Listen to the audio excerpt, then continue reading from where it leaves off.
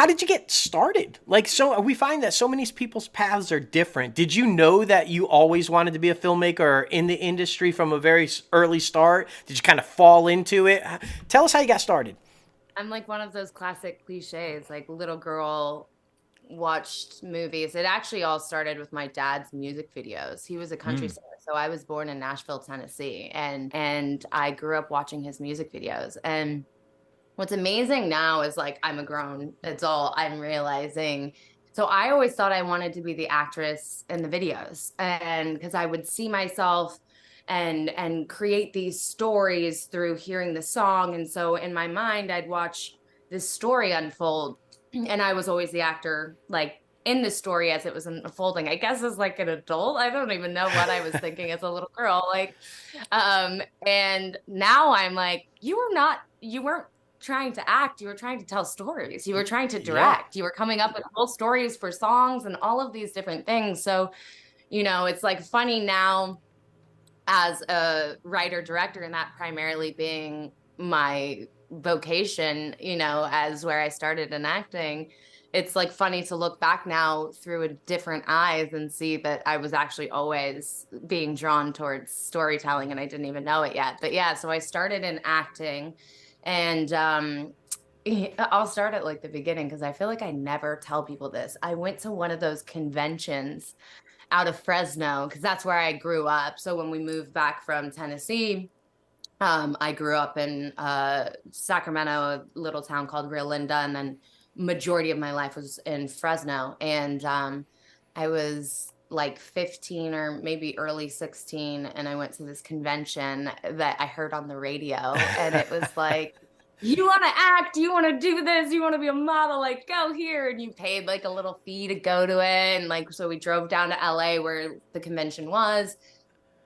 And like, lo and behold, I mean, I'm 5'5", so I think my modeling career was never going to be like a very large thing. I wasn't going to be walking down the red carpets. And thank God at that time I had the balls that I was like, I want to be an actress more than I want to be a model. I'm going to get up there and I'm going to do this monologue. And what they told you when you came into this convention is to choose something that you could be doing on television or movies. And I guess I didn't compute that because I did this scene where this mother is talking to the grave of like her husband and not sure how she's gonna raise her child and like all of this shit. And I'm like 15 years old, Yeah, yeah.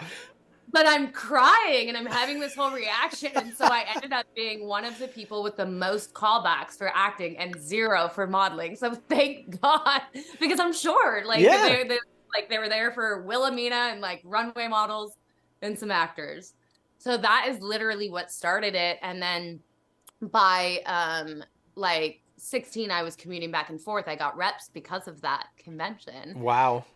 and was commuting back and forth, and it was getting so much that like I'd get home from two auditions and then we'd get a call that I had one the next day. And like we were a family of very little means, so like that gas money and driving back and forth. And so like at 16 my parents had a very real like we all did real conversation of like, if you're going to do this, I have this feeling you need to do this, Yeah. but Yeah. they had jobs, they had lives. So I actually moved out there um on my own.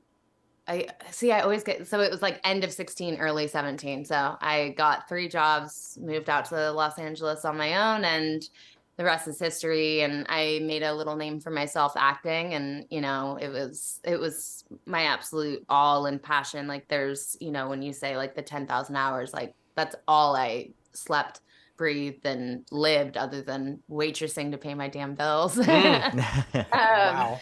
and yeah, so that started the journey. And then I was like 27, I think, something like that, and had just had a baby. And and something like that was actually a really hard thing to go through, but I got dropped by all my reps. They were like, "You're like Mm. young chick. We don't know what we're gonna do with you now." I'm like, "I'm still the hot young chick. I just also have a child." Right. Right. Like, Right. I didn't know that made me over the hill, especially at the age of 27, but it was the best thing that ever happened to me. Because the best thing about rock bottom and having no idea what you're going to do is like all you can do is build. And like you have also, I think, the bravery to be like, okay, well, maybe I'm going to change how I envision this completely. And I basically was like, I'm going to stop asking for permission because I had been trying to write for a while, but no one really took me seriously because I was the actress and and so I would get these big reps that won't read my writing, that won't give me the time of day as this career and this person I believe that I am. And so finally, through them all like minusing themselves from the equation, I realized there was no one stopping me but me. So That's right.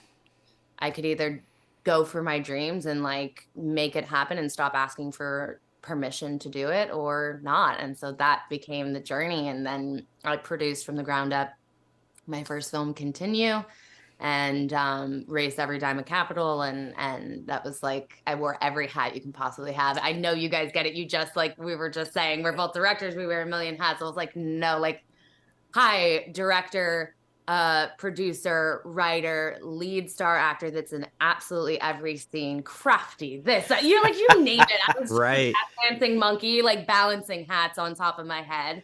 But thank God, because that led me to knowing exactly what to do with Desperation Road and having 16 days to make it and very little scenes. So Ooh. that is my story in a very quick nutshell. Wow.